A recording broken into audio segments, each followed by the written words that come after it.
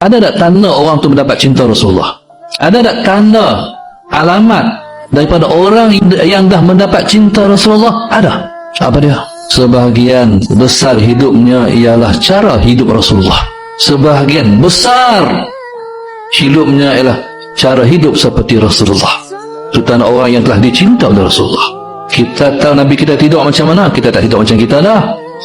Kita akan tidur macam mana Nabi kita tidur. Nabi kita duduk macam mana ketika Nabi kita makan, kita akan duduk macam tu ketika Nabi kita makan. Nabi kita terima tetamu, macam mana Nabi kita terima tetamu, begitu kita menerima tetamu.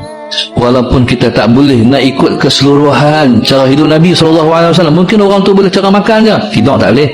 Mungkin orang tu boleh tidur boleh buat cara tidur, makan tak boleh. Mungkin ada orang boleh pakai jubah saja, serban tak boleh. Mungkin ada orang pakai serban saja, jubah tak boleh. Mungkin kita nak 100% tu tak boleh, tapi sebahagian besar cara hidup Nabi kita ikut tu, mana kita dah dibalas cinta kita.